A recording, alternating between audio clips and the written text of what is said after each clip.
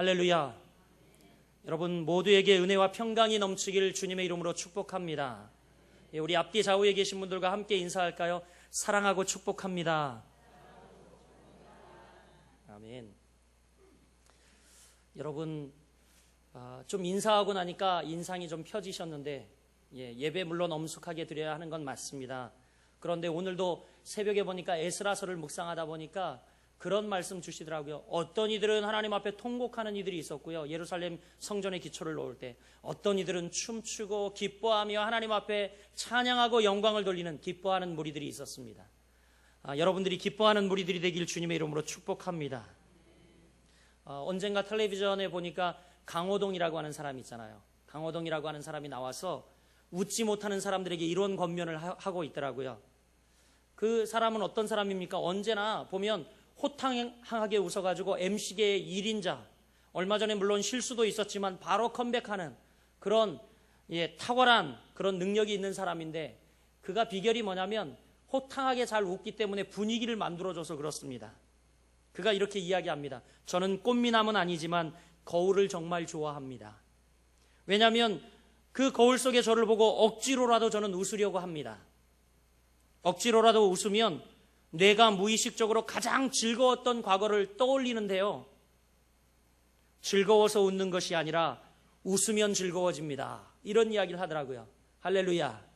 즐거워서 웃는 게 아니라 웃으면 즐거워진대요. 예수를 믿지 않는 일반 사람도요 이런 진리를 깨닫고 웃습니다. 할렐루야.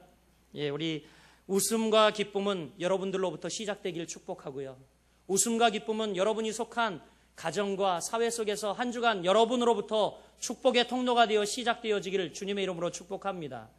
우리 다시 한번 옆 사람 정말 한박 웃음을 선사하면서 한번 웃어봅시다. 사랑하고 축복합니다. 아멘. 이것으로는 안 될 것 같은데 우리 정말 감사 박수 한번 할까요? 감사 박수. 감사 박수 뒤에 우리가 하하하 웃는데 이것은 뭐예요? 하나님 하시고 싶은 대로 하세요, 그런 의미거든요. 우리 한번 같이 감사 박수 하겠습니다. 준비 시작. 감사 감사 감사 감사 감사 감사 감사 감사 감사 감사. 감사하면 행복해요. 당연하지.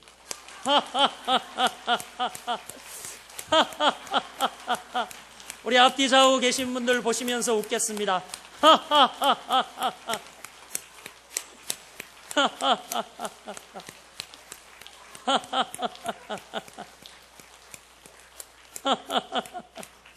역시 웃는 얼굴이 제일 이쁩니다. 네. 드디어 말씀을 전할 분위기가 되었습니다. 빌립보서 오늘 강의 13번째 말씀인데요, 멍에를 같이 하는 일꾼의 자세라는 제목을 가지고 은혜를 나누고자 합니다. 여러분, 대한민국의 선교, 이 대한민국의 선교 그러면 우리가 많이 오해를 합니다. 우리나라의 선교는 저 서방 세계에 있는 미국 선교사님들이나 아니면 영국 선교사님들, 그분들에 의해서 시작됐다라고 생각을 하시는데, 그것은요 대부분이 모르는 사실입니다. 사실 그렇지 않거든요. 우리 이 나라의 선교는요 한국 사람으로 시작되었습니다. 한국의 기독교가 선포되어서 흥왕케 된 것이 이미 100년이 넘습니다. 흔히 많은 사람들이 우리는 이 해외 선교사님들의 노고로 생각할 때가 있지만, 물론 이것도 사실이지만 사실은 이 뒤에서 숨어서 큰 역할을 한 사람이 있습니다. 그분이 누구냐면 바로 여러분이 잘 아는 윤치호 선생님입니다. 이 윤치호 선생님은 1882년, 지금으로부터 약 130년 전 일이죠. 130년이 더 된 이야기 같습니다. 우리가 잘 아는 이 윤치호 선생님께서 미국에 유학을 가셔서 유학을 마치고 고국으로 돌아오기 전에 그분이 이제 고국을 위해서 무엇을 할까 하고 생각하다가 주머니 속에 보니까 그가 유학을 하고 남은 $200 정도 남은 금액이 그의 전 재산이었다고 합니다. 사실 $200 그러면 오늘날로 따지면 여러분 얼마나 큰 돈입니까? 얼마 되지 않죠. 20여만 원이 조금 넘는 돈, 그렇지 않습니까? 그런데 그때 당시는요 굉장히 큰 돈이었습니다. 이 윤치호 선생님이 그가 남은 $200 전 재산을요 한국의 선교사 파송을 희망하면서 미국 선교국에 헌금을 하였습니다. 이 헌금을 계기로 이 헌금이 씨앗이 되어서 시드머니가 되어서 놀랍게도 한국 선교회가 창시되었고요. 드디어 한국 선교회가 창시된 2년 후에 우리나라에 최초의 선교사가 파송이 되었습니다. 그들이 바로 누구냐면 장로교 최초의 선교사인 언더우드 선교사님, 한국 말로 한국 이름으로는 언더우드 선교사님을 원두라고 이야기합니다. 원두, 원시죠. 원두. 그리고 또 감리교 최초의 선교사인 아펜젤러 선교사님이 이 한국 땅에 오시게 되었습니다. 그러니까 여러분, 윤치호 선생님의 이 200달러는 정말 작은 돈이었지만 중요한 역할을 했습니다. 그가 이 200달러를 미국에 헌금하고 한국의 선교사를 파송해달라는 기도의 제목을 적어서 미국 선교국에 헌금을 함으로 말미암아 한국 선교회가 창시되었고, 그로 인하여 한국에 이 귀한 선교사님들이 파송되어 한국의 선교가 본격적으로 시작되었다는 사실입니다. 이렇게 그 선생님의 200달러는 정말 작은 돈이었지만 한국의 복음을 그리고 복음의 문을 열게 하는 정말 중요한 역할을 감당했습니다. 사랑하는 여러분, 여러분도 배의 키와 같이 또 계란의 노른자와 같이 중요한 역할을 감당하는 중요한 인물들 되시길 주님의 이름으로 축복합니다. 그렇게 되시길 원하시지 않으신가 보죠? 여러분 모두가 배의 키와 같이 중요한 역할, 또 계란의 노른자와 같은 중요한 역할을 감당하는 하나님 마음에 합한 일꾼들 되시기를 주님의 이름으로 축복합니다. 오늘 본문에 보면 하나님 나라의 중요한 인물, 멍에를 같이 하는 일꾼의 자세에 대해서 빌립보서에서 언급하고 있습니다. 오늘 본문을 통해서 우리는 멍에를 같이 하는 일꾼된 우리의 자세를 한번 살펴보고자 합니다. 여러분, 하나님의 일꾼, 멍에를 같이 하는 일꾼은 첫 번째 어떤 자세를 가지고 있어야 할까요? 그 첫 번째 자세는 1절에 기록하고 있습니다. 우리 1절 말씀 같이 한번 읽어보겠습니다. 시작. 그러므로 나의 사랑하고 사모하는 형제들, 나의 기쁨이요 면류관인 사랑하는 자들아, 이와 같이 주 안에 서라. 아멘. 여러분, 일꾼된 우리의 첫 번째 자세는 뭐냐면 바로 주 안에 서는 것입니다. 우리 옆 사람 한번 축복해 봅시다. 주 안에 서십시오. 아멘. 오늘 바울은 이렇게 이야기하죠.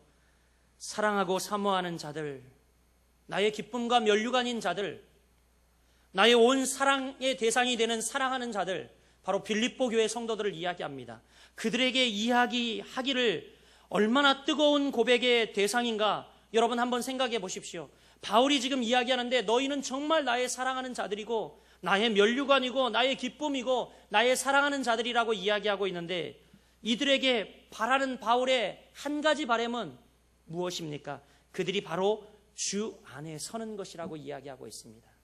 나의 면류관이고 나의 사모하는 자들이고 나의 기쁨이고 나의 사랑의 온 대상이 되는 자들아, 너희가 주 안에 서라, 이렇게 이야기하고 있습니다.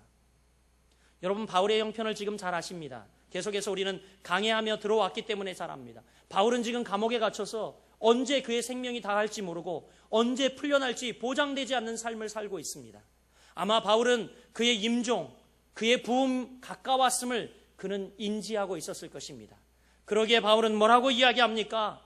빌립보 교회 성도들, 이제 바울을 이전에는 천거하고 이제 아비 없는 목자와 같이 유리방황할 이 빌립보 교회 성도들을 보면서 너희가 나의 면류관이고 너희가 나의 사랑하는 온 사랑의 대상이고 그렇게 이야기하면서 내가 너희에게 바람이 한 가지 있다. 그것이 무엇이냐? 바로 주 안에 서라, 이렇게 말씀하고 있습니다. 사랑하는 여러분, 우리가 주 안에 서는 것은 무척 중요한 일입니다. 왜냐하면 여러분이 먼저 주 안에 서야지만 교회가 서고요, 그리고 여러분이 서야지만 가정이 서고 나라와 민족이 서기 때문입니다. 에베소서 6장 13절 역시 바울의 고백에는 이런 기록이 있습니다. 그러므로 하나님의 전신갑주를 취하라. 이는 악한 날에 너희가 능히 대적하고 모든 일을 행한 후에 서기 위함이라, 이렇게 이야기하고 있습니다. 우리가 전신갑주를 취하고 그리고 또 악한 날에 사단을 대적하여 능히 이기고 모든 일을 행한 후에 여러분, 우리가 궁극적으로 서야 한다라고 이야기하고 있습니다. 너희가 전신갑주를 입어야 할 이유도 서야 하고 악한 사단 마귀와 더불어 싸워 이겨야 할 이유도 너희가 서야 하기 때문이라고 사도 바울은 이야기하고 있습니다. 그렇습니다. 여러분, 우리가 전신갑주를 취하고 승리에 힘써야 할 이유가 서야 하기 때문입니다. 서는 것은 무척 중요합니다. 우리가 궁극적으로 서야지만 넘어지지 않을 수 있기 때문입니다. 영적으로 계속해서 홀로 서지 못한 자들은 어떻습니까? 계속해서 넘어집니다. 계속해서 넘어져요. 그러나 우리가 오뚜기처럼 넘어져도 다시 설 수 있는 힘이 있다면 여러분, 우리는 영적으로 승리할 수 있습니다. 그러기에 사도 바울은 서는 것이 너무 중요한 것임을 알기 때문에 이제 두고 갈 성도들을 생각하며 이렇게 권면하고 있습니다. 주 안에서 서라. 할렐루야. 여러분, 서야 합니다. 서는 것은 굉장히 중요합니다. 서야지만 넘어지지 않을 수 있을 뿐만이 아니라 여러분 한 사람의 넘어짐은 너무나 크나큰 영향을 우리 주변에 주기 때문입니다. 예를 들어 여러분의 가장 한 분이 영적으로 넘어지고 쓰러진다면 여러분 가정은 초토화되지 않습니까? 여러분 자녀가 넘어진다고 생각해 보십시오. 여러분 자녀가 악한 사단 마귀의 종이 되어서 세상에 질질 끌려가는 그런 형색으로 살아가게 됩니다. 따라서 여러분, 우리 한 사람 한 사람이 영적으로 서는 일은요, 너무나 중요하기 때문에 사도 바울은 이렇게 권면하고 있습니다. 여러분, 우리가 가지고 있는 병 중에서 가장 무서운 병, 그것이 어떤 병인 줄 아십니까? 병인 줄 모르는 병이라고 합니다. 병인 줄 몰라요. 병인데 병인 줄 모르는 병. 특별히 여러분, 우리의 신체 중에요, 간이라고 하는 간이라고 하는 여러분 신체가 있습니다. 이 간은요, 간장이라고도 하는데 우리 신체 기관 중에서 제일 무감각한 기관이라고 합니다. 그래서 이 간은 내가 이제 간이 좀 이상이 있는 것 같다 하고 병원에서 진단을 받아 당신의 간이 이상이 있습니다 하고 이렇게 우리가 알 정도가 되면 이는 이미 발병을 한 후 한참이 지나서라고 합니다. 그래서 우리에게 이 간의 문제가 발견이 되면 이미 그때는 손을 쓰려고 해도 늦은 경우가 상당히 많다고 합니다. 나중에 신체적 이상을 느낄 때 비로소 알게 되는데 그때는 이미 늦어서 돌이킬 수 없는 상황, 손댈 수 없는 상황, 그 지경에 이른 경우가 많다고 하지요. 우리 사랑하는 성도들 가운데에는 어쩌면 영적인 간장병에 걸린 성도가 많이 있을 줄도 모릅니다. 서서히 세상의 것을 탐닉하며 서서히 우리를 합리해 나가다가 결국 우리는 죽음의 위치에 영적인 사망 선고를 받을지도 모릅니다. 세상의 것을 서서히 그런데 점점 우리는 죽어가는 줄 느끼지 못하고 우리가 알지 못하고 그렇게 여러분 나중에 영적인 사망 선고 앞에 깜짝 놀라 돌이키려 해도 이제 돌이킬 수 없는 지경이 될 때가 많이 있습니다. 사랑하는 여러분, 그러기에 우리 한 사람 한 사람이 하나님 앞에 서는 것 매우 중요한 일입니다. 그래서 여러분, 우리 한 사람 한 사람이 우리 교회에 미치는 영향, 또 우리 가정공동체나 사회공동체에 미치는 영향이 너무나 크기 때문에 여러분이 지금 주님 앞에 영적으로 바로 서는 여러분들 되시길 주님의 이름으로 축복합니다. 우리는 강건해야 합니다. 그래야 넘어지지 않을 수 있습니다. 영적으로 강건해야 우리의 영이 넘어지지 않을 수 있고 육적으로 강건해야 우리의 육신이 넘어지지 않을 수 있습니다. 그런데 넘어지지 않고 영적인 건강을 유지하는 비결을 성경은요 이렇게 이야기합니다. 범죄치 않는 것이다 라고 이야기합니다. 범죄하지 않는 것. 그래야 여러분 우리가 넘어지지 않을 수 있다라고 이야기합니다. 발락이라고 하는 이가 이스라엘 전체를 무너뜨리려고 할 때에 여러분 이스라엘 민족 전체를 현혹해 하고 이스라엘 민족 전체를 사용했습니까? 아니요, 그렇지 않습니다. 발람이라고 하는 한 거짓된 선지자를 세워서 이스라엘 민족 전체가 범죄하도록 만들었습니다.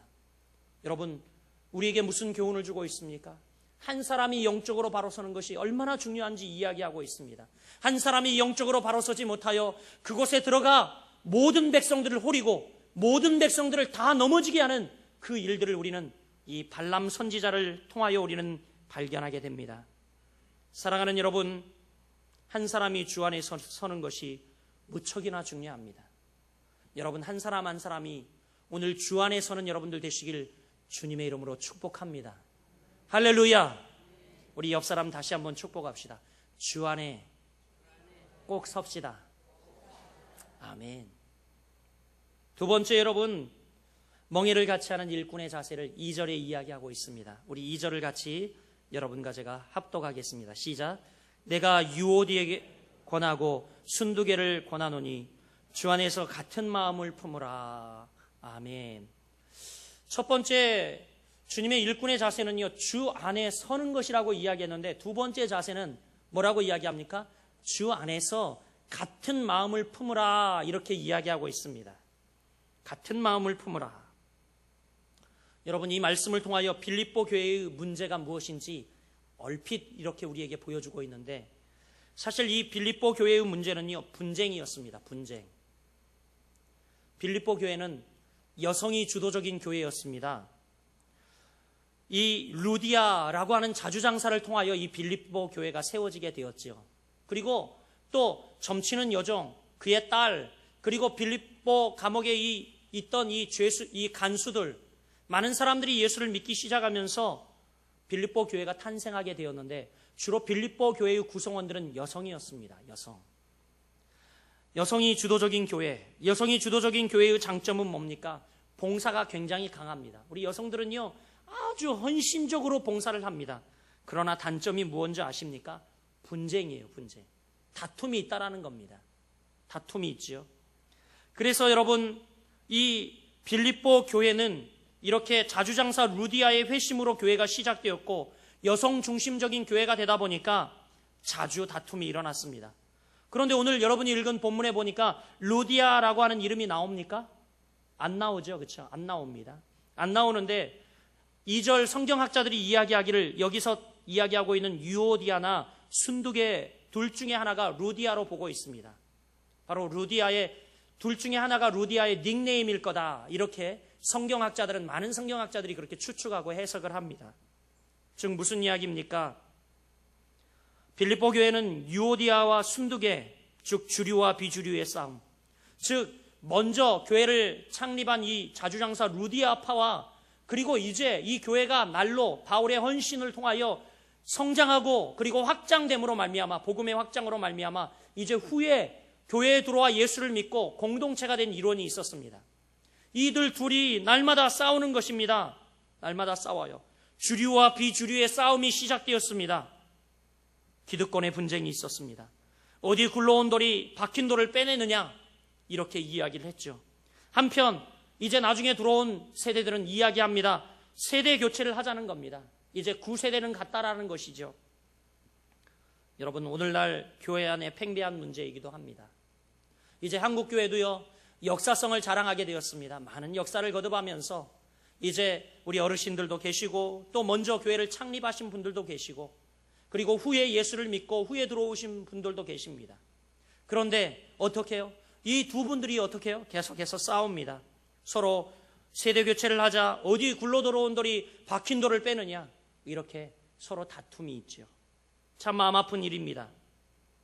그래서 여러분이 잘 아는 이 남포교회 박영선 목사님은요,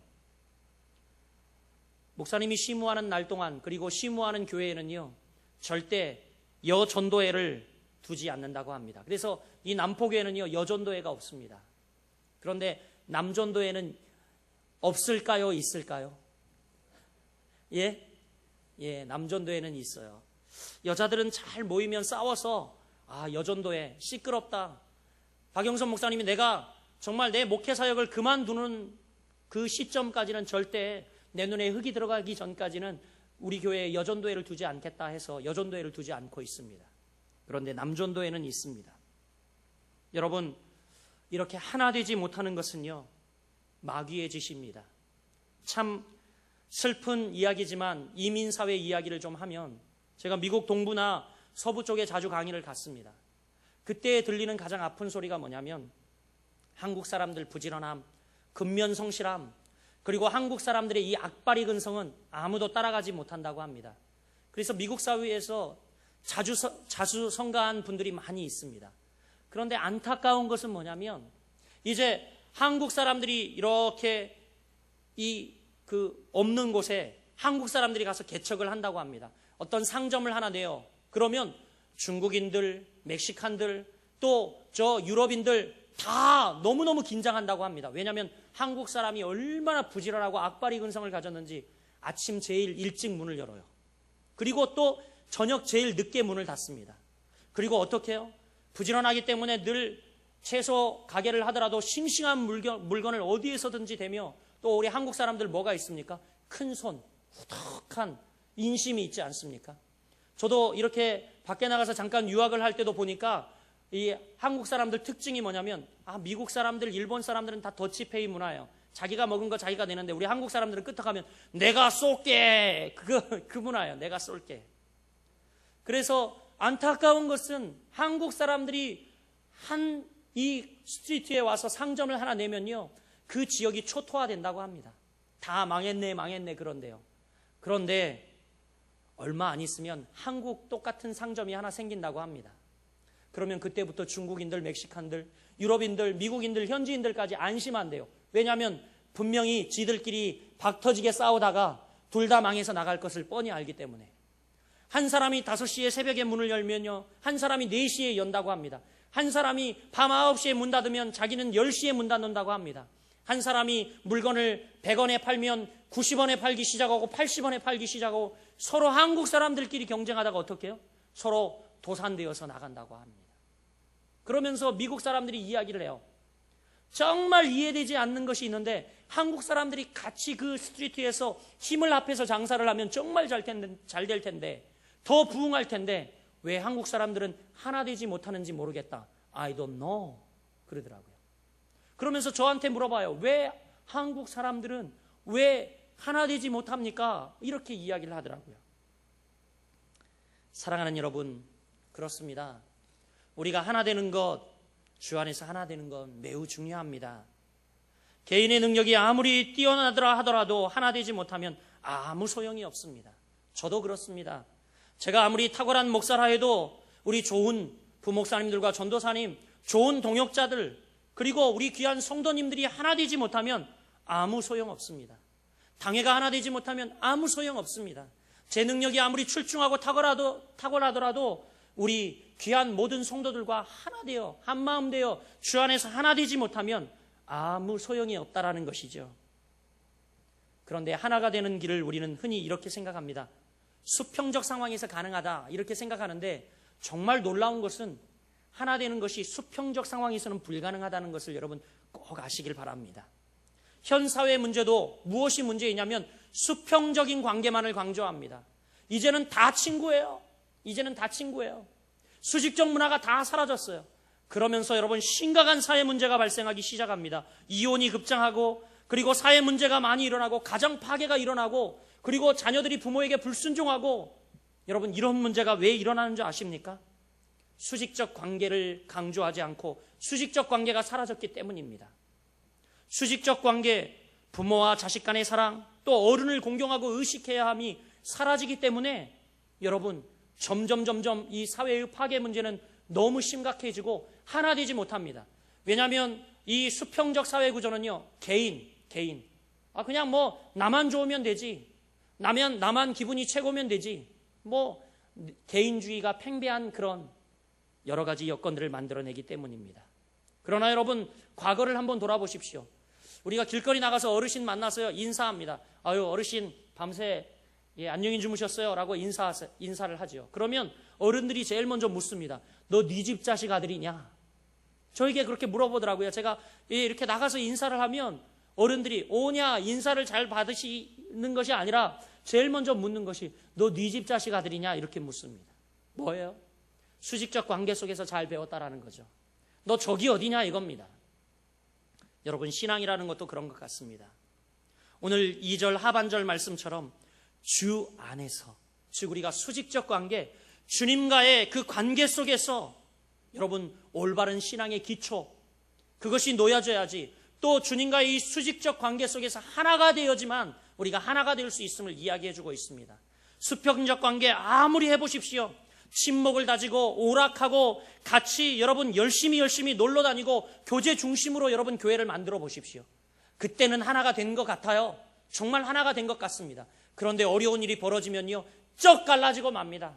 우리가 같이 맨날 모여서 개 잡아먹고 같이 여러분 하나 된 것 같이 희낙낙하지만 나중에 어려운 일 만나보십시오. 그러면 교회가 천갈래 만갈래 쩍 갈라집니다. 그러나 여러분, 비록 어렵고 힘들지만 수직적 관계에 힘쓰는 교회, 하나님과의 관계, 그리고 하나님과의 수직적 관계를 맺는 데 치중하며 말씀, 기도, 영성, 여러분 열심히 갈고 닦은 교회 보십시오. 어려운 일이 일어날 때마다 더 똘똘 뭉치고 하나가 됩니다. 수직적 관계, 너무나 중요한 부분이라고 생각이 되어집니다.